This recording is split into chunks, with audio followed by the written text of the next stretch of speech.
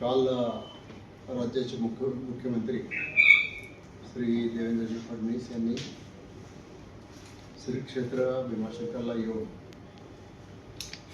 भीमाशंकर विकास आराखड्याची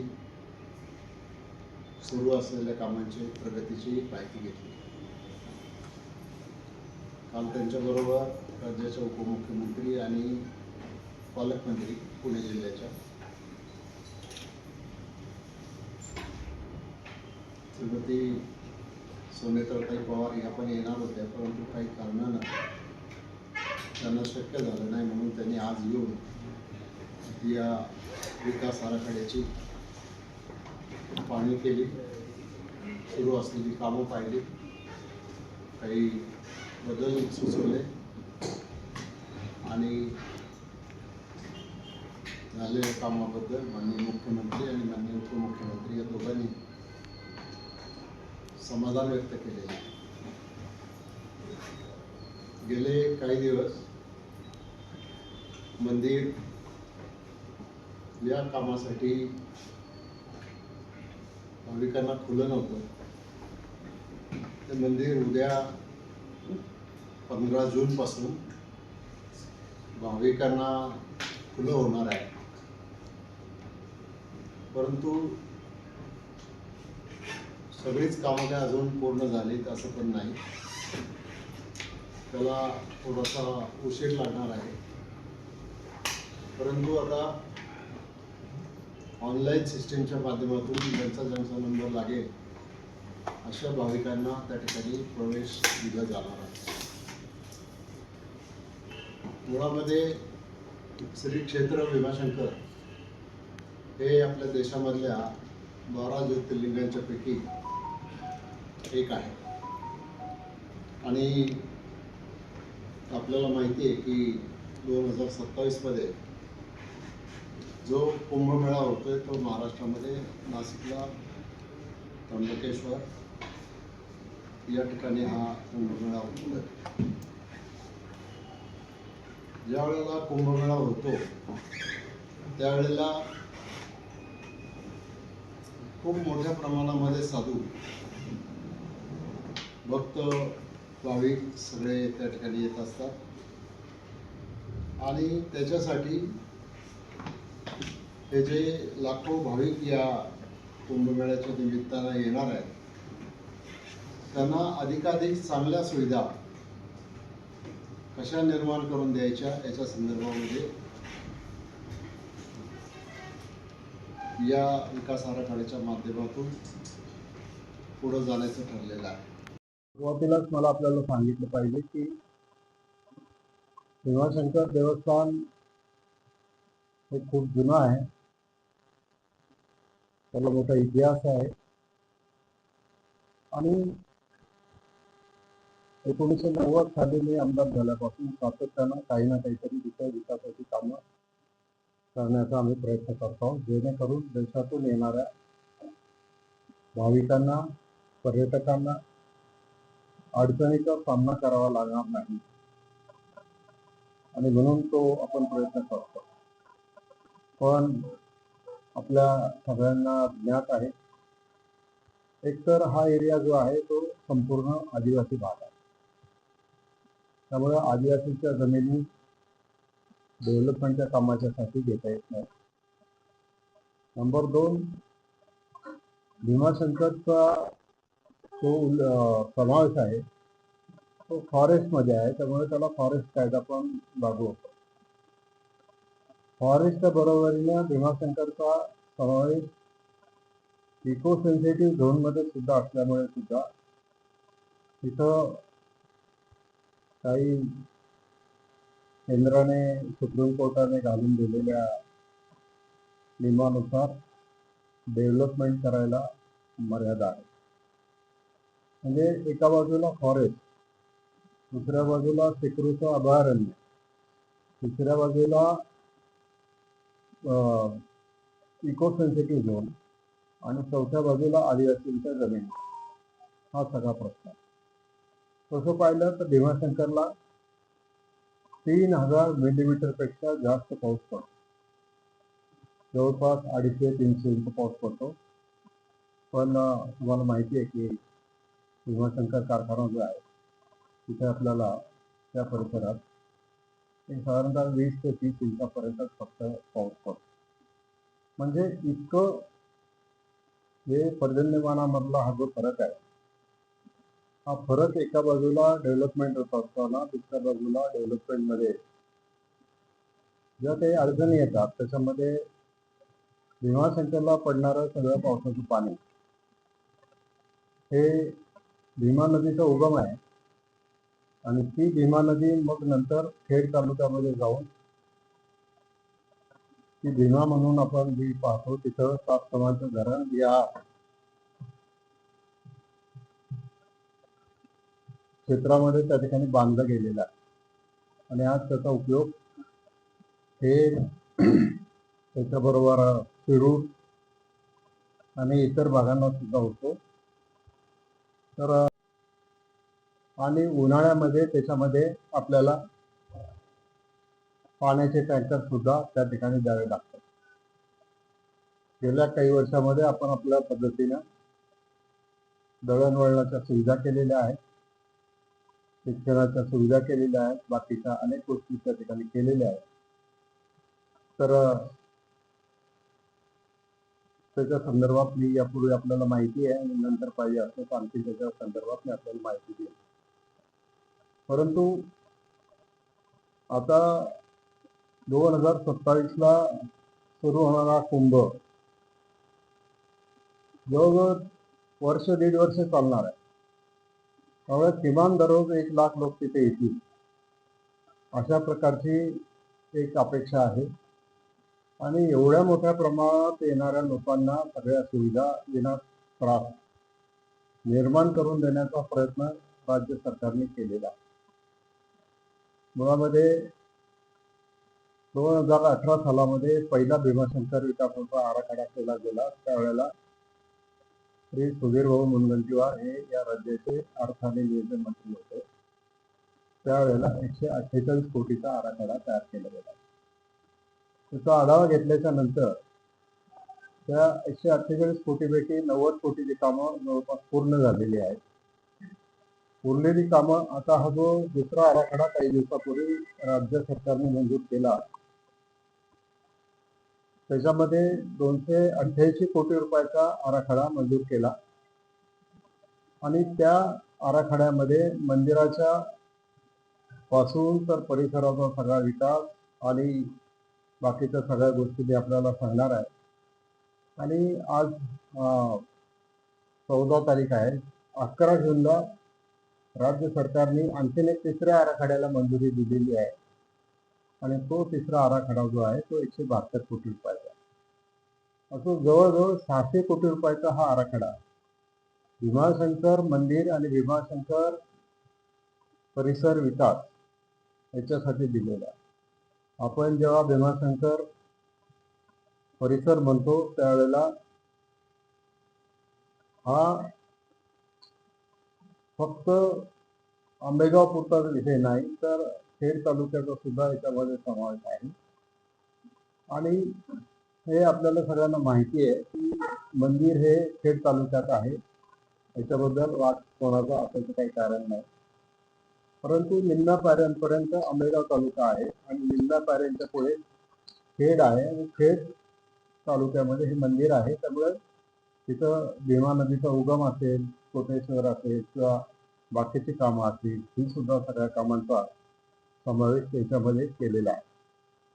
आता या 600 कोटीच्या व्यतिरिक्त आणखीन काही रस्त्याची कामं हातामध्ये घेतलेली आहे की जेणेकरून जर एवढ्या मोठ्या प्रमाणात जर भाविक आणि पर्यटक येणार असतील तर त्यांना वाहतुकीमध्ये सगळ्या या गोष्टी सुविधा मिळाल्या पाहिजे ही अपेक्षा त्याच्यामध्ये आहे. आता स्वर्गीय उपमुख्यमंत्री अजितदादा यांनी देखील या भीमाशंकरच्या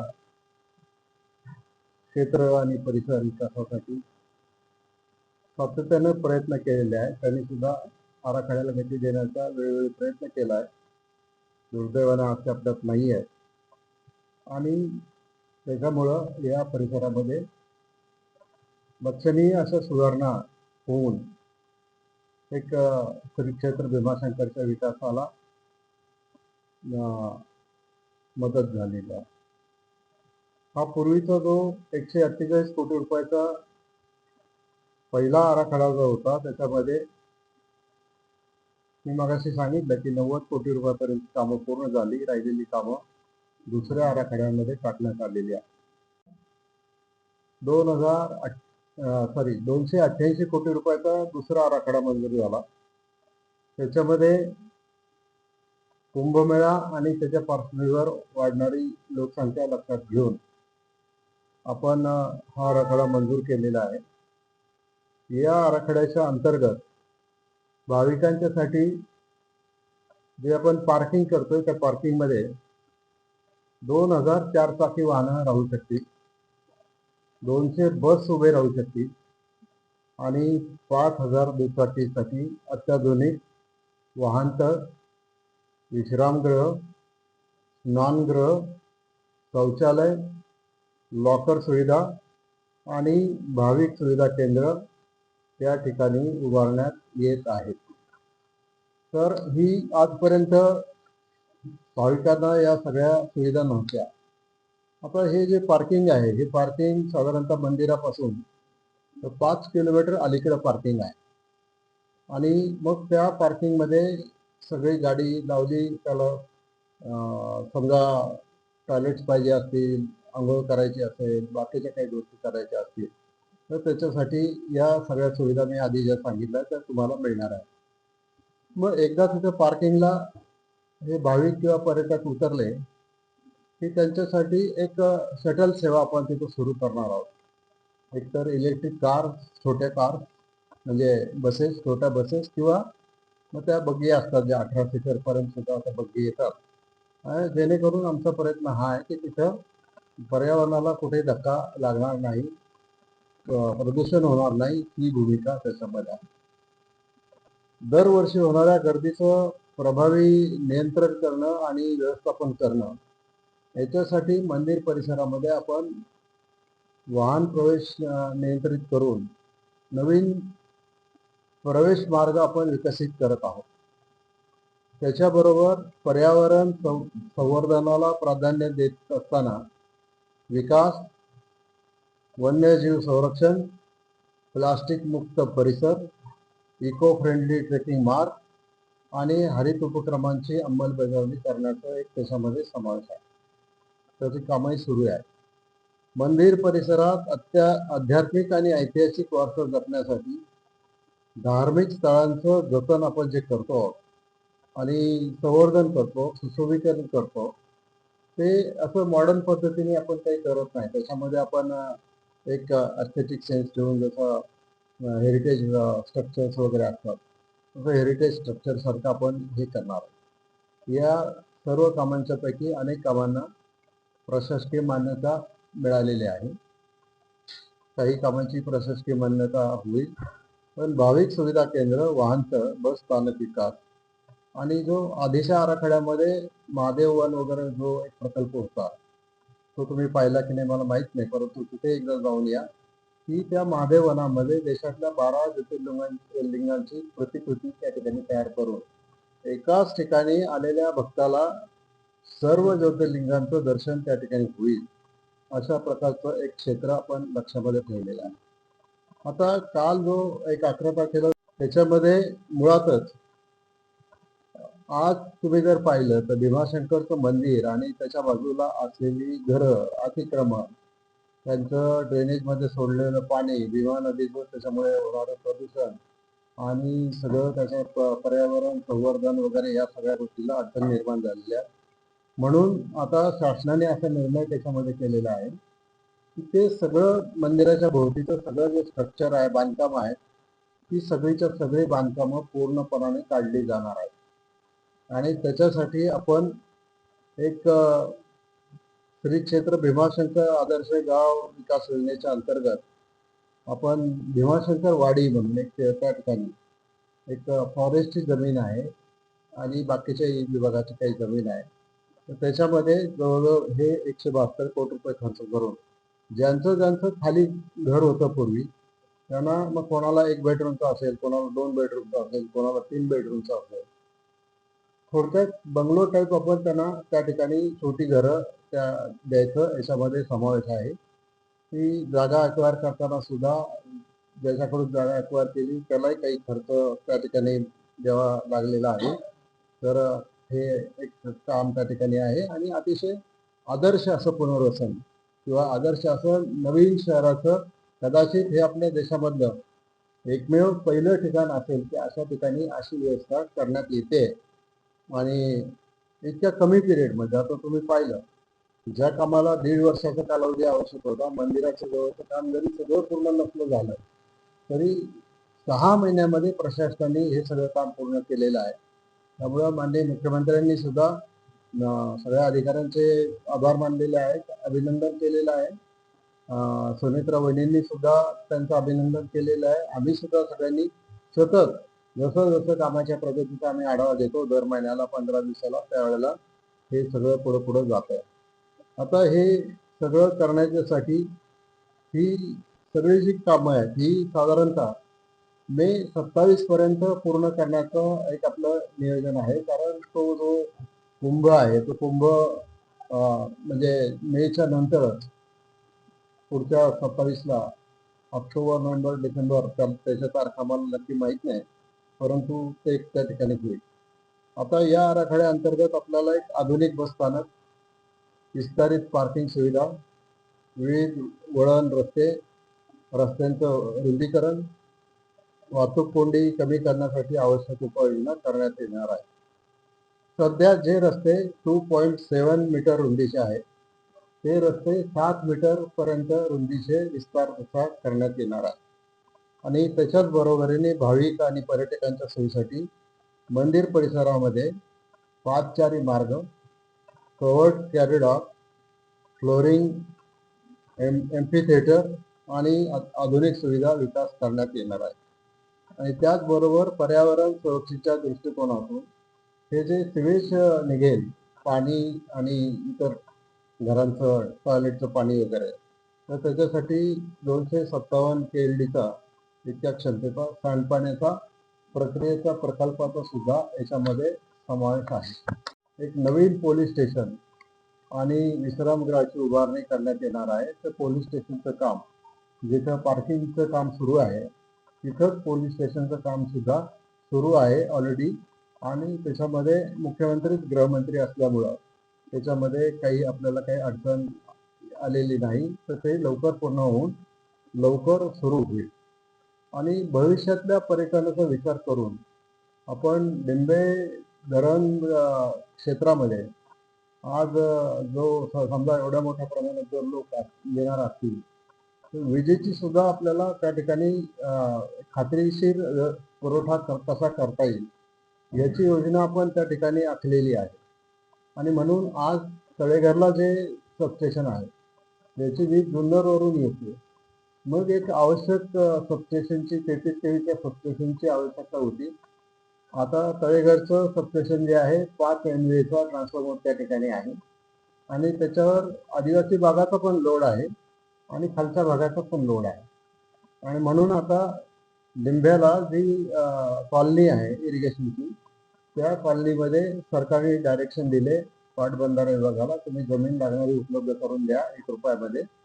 आणि ती जमीन सुद्धा हँडओव्हर झाली की लगेच 33 KVचं सबस्टेशनचं काम त्या ठिकाणी सुरू होईल आणि साधारणतः 8 ते 9 महिन्यात ते काम होईल.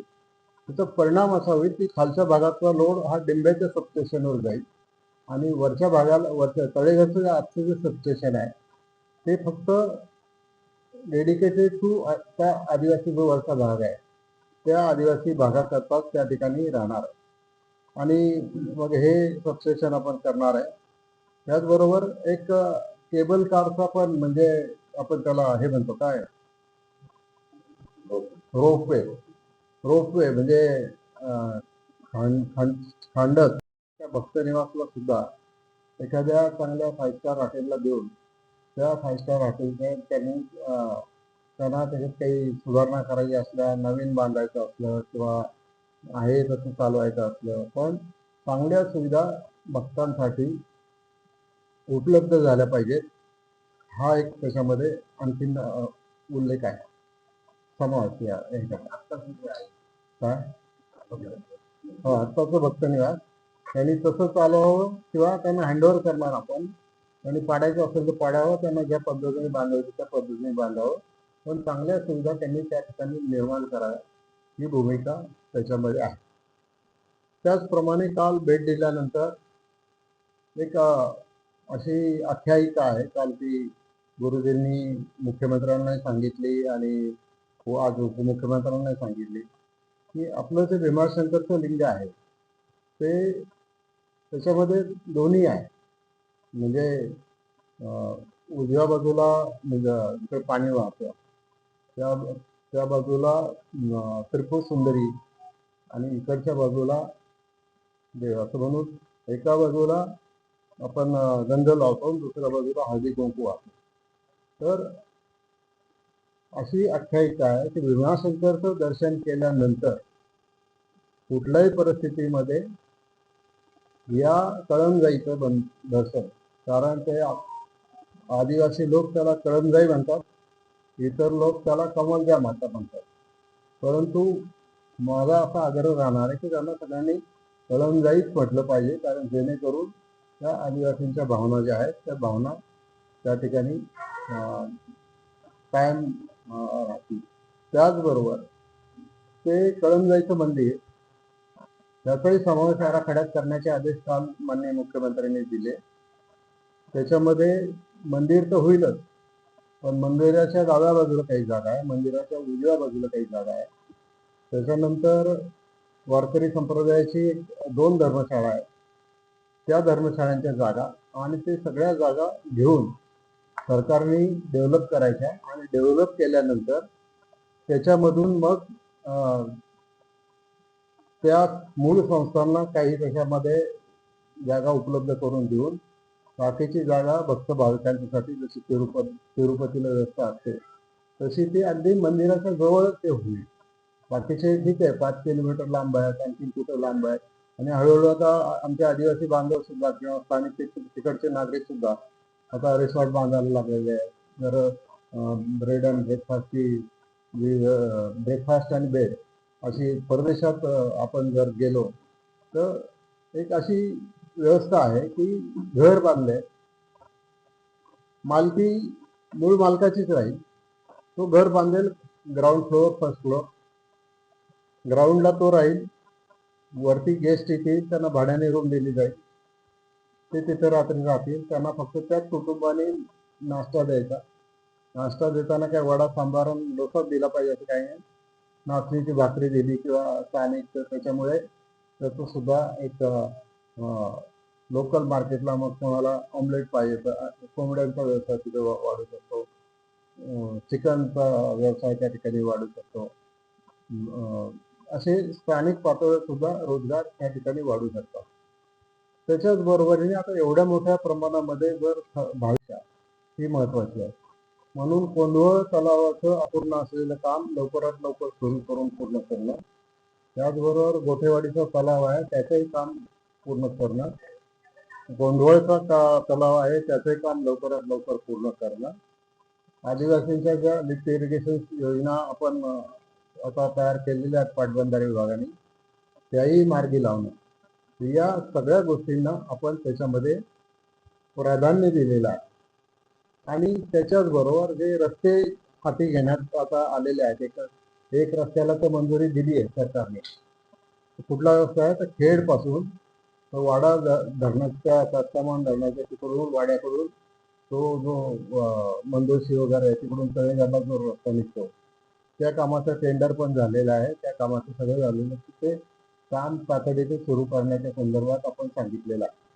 म्हणजे माननीय मुख्यमंत्र्यांनी सांगितलं, सरकारने सांगितलेलं आहे. त्याच्याच बरोबरीनं जुन्नरहून येणारा जो रस्ता आहे तो जुन्नरहून येणारा रस्ता सुद्धा हा बोरघर मार्गे तिकडून पावळ खिंड वगैरे तिकडून तो रस्ता बोरघर मार्गे हा त्याच्यापर्यंत पोहोचवण्याचा एक प्रस्ताव आहे त्याच्यामध्ये. आणि आणखीन एक रस्ता जो आहे तो म्हणजे घोडेगावचा आपला फाटा आहे ना, जुन्नर फाटा, तिथपर्यंत किंवा गोनवडीपर्यंत तिथे येईल आणि गावातून न जाता तो रस्ता बाहेरून तसा सरळ बायपास सारखा भीमाशंकरला जाईल, जेणेकरून घोडेगाव मधल्या किंवा शिनोली वगैरेच्या परिसरामधल्या गावांना काही अडचणी तयार होणार नाही. तर हा एक त्याच्यामध्ये समावेश केलेला आहे. आणि हे सगळं करताना आम्ही ज्यावेळेला देशातून जगातून येणाऱ्या भाविकांची सोय पाहतो, तर याच्यावर आमचा एक कटाक्ष आहे की कुठल्याही परिस्थितीत स्थानिक जो आहे, स्थानिक आदिवासी आहे, स्थानिक तरुण आहे, त्या कुटुंबाला उत्पन्नाचं साधन मिळालं पाहिजे, त्या तरुणांना रोजगार मिळाला पाहिजे. आता आपण ज्या मिनी बसेस किंवा काय ठेवू तिथं वाहतुकीसाठी ज्येष्ठ नागरिकांना, तर त्याला या सगळ्या तरुण मुलांना त्या ठिकाणी ट्रेनिंग देऊन त्यांनी एम्प्लॉयमेंट दिली पाहिजे, अशा प्रकारचा सुद्धा एक आग्रह आपला त्याच्यामध्ये आहे आणि हे सगळं मान्य झालेलं आहे. अजून एक निगडाळ्यापासून समोर जाणारा रस्ता एक 3-4 किलोमीटर गेला तर तो थेट खेड तालुक्यात पोहोचू शकतो. तोही रस्ता हातामध्ये घ्यायचं ठरलेला आहे.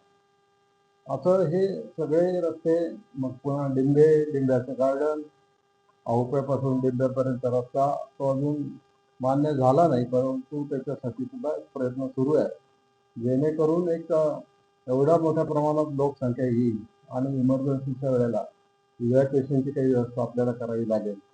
त्यावेळेला त्या इव्हॅक्युएशनच्या याच्यासाठी आपल्याला एक पर्यायी मार्ग असला पाहिजे. एक खेडचा मार्ग पर्याय असणार आहे, एक आता जो मंजूर झालेला रस्ता आहे तो असणार आहे, एक हा तिसरा रस्ता जो आता याच्यामध्ये घेतलेला आहे. आणि त्याच्याच बरोबर साधारणतः 2029ला पुणे ग्रँड टूर नावाचा एक स्पर्धेचं आयोजन केलं जाणार आहे. ते जगात सगळीकडे होतं, भारतात ते पहिल्यांदा होतं आणि पहिल्यांदा होतंय ते महाराष्ट्रात पहिल्यांदा होतंय आणि महाराष्ट्रात पहिल्यांदा होतंय ते पुणे जिल्ह्यात पहिल्यांदा होतं. त्याचं एक वेगळं प्रेझेंटेशन तुम्हाला मी नंतर कधीतरी शासकीय प्रतिनिधी असताना त्या ठिकाणी आपल्याला ते प्रेझेंटेशन देईन. तर त्याच्यामध्ये सुद्धा खूप मोठ्या प्रमाणात रस्त्याची कामं, मग ते हिंजवडीपासूनचा एक ट्रॅक वेगळा आहे, मग बारामती आणि तिकडचा एक ट्रॅक वेगळा आहे. म्हणजे आपली जी सगळी रिलिजियस प्लेसेस आहेत तिथं आणि ऐतिहासिक ठिकाण आहे तिथं हे जाणं आणि आजपर्यंत ऑलिम्पिकमध्ये खूप मोठ्या प्रमाणामध्ये बक्षिसं या ग्रँड टूरच्या माध्यमातून त्या ठिकाणी लोकांना मिळतात. आपल्याही देशामध्ये, आपल्या महाराष्ट्रामध्ये विशेष करून त्याच्यासाठी ह्या ग्रँड टूरमध्ये सहभागी होण्यासाठी तरुणांना एक आपण हे करणं, उद्युक्त करणं, ट्रेनिंग देणं, तर हे सगळं काम या भीमाशंकरच्या विकास आराखड्यात निर्माण करत असताना आपल्याला स्थानिक माणूस सुद्धा तितकाच महत्वाचा आहे. त्याचा मानवी चेहरा विकासाला असला पाहिजे, असं आम्ही जेव्हा नेहमी म्हणतो त्यावेळेला हा विकास त्याच्यामध्ये होईल आणि टप्प्याटप्प्याने मग बाकीची सुद्धा कामं त्या ठिकाणी होत राहतील. तर या एवढ्या सगळ्या गोष्टी आहेत. त्यामुळं श्रीक्षेत्र भीमाशंकर हे फक्त धार्मिक स्थळ आहे असं मानायचं काही कारण नाही. श्रद्धा, संस्कृती आणि निसर्ग वैभवाचं प्रतीक आहे. भाविकांना सुरक्षित, सुलभ आणि समाधानकारक दर्शनाचा एक अनुभव मिळावा, तसेच या क्षेत्राचा धार्मिक, पर्यावरणीय आणि पर्यटनदृष्ट्या सर्वांगीण विकास व्हावा, यासाठी राज्य शासनाच्या माध्यमातून आपण हा आराखडा पूर्ण करण्याचा प्रयत्न करत आहोत. आणि ही सगळी कामं 2027च्या कुंभमेळ्यापूर्वी पूर्ण करणं आणि श्री क्षेत्र भीमाशंकर देशातील एक आदर्श तीर्थक्षेत्र म्हणून उभं करणं हा आपला संकल्प आहे. आणि तो संकल्प मी या तालुक्याचा प्रतिनिधी, खेड तालुक्याचे प्रतिनिधी, जुन्नर तालुक्याचे प्रतिनिधी, आजी माजी सगळे जे कोणी असतील ते सगळ्यांची मदत घेऊन, सगळ्यांची मतं लक्षात घेऊन, आदिवासी बांधवांची मतं लक्षामध्ये घेऊन हा सगळा प्रकल्प राबवायचा आपला प्रयत्न आहे. आणि मला विश्वास आहे की या दिलेल्या वेळेमध्ये ही सगळी कामं पूर्ण होतील. तोपर्यंत काही अडचणी होती नाही. पण लगेच त्याचा बाऊ करण्यापेक्षा शेवटी आम्हाला पोचायचं कुठे आहे हे लक्षात घेणं महत्त्वाचं आहे. आणि इतका मोठा हा ॲम्बिशियस प्रोजेक्ट आहे की जवळजवळ आत्ता जरी तो 600 कोटीचा दिसत असला तरी तो पूर्ण होईपर्यंत त्याचा खर्च साधारणपणाने 2,000 कोटी रुपयापर्यंत त्या ठिकाणी जाईल असं एक नियोजन आहे. आणि त्याच्यासाठी राज्य सरकार पूर्णपणे आज जरी सरकारचा प्रतिनिधी म्हणून बोलत नाही आहे, मी आमदार म्हणून विधानसभेचा एक सदस्य म्हणून आज या ठिकाणी आपण सांगतो की सरकारच्या माध्यमातून ही सर्व कामं पूर्ण करण्याचा आमचा प्रयत्न राहणार आहे.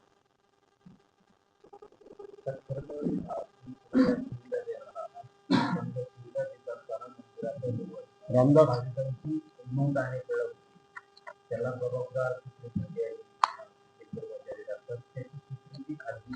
असं आहे की आता आपण ऑनलाईन रिझर्वेशनची व्यवस्था करणार असल्यामुळं अशा कुठल्याही प्रकारची गोष्ट होणारच नाही आणि त्याच्यासाठीच आमचा प्रयत्न राहील.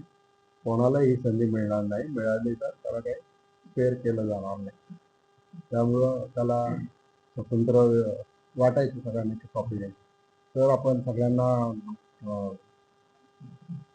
म्हणजे त्याच्यावर मी जास्त बोलू इच्छित नाही, परंतु हे सगळं मोडीत निघालेलं तुम्हाला दिसेल. विश्वास ठेवतो मी की अशी संधी कोणालाही मिळणार नाही.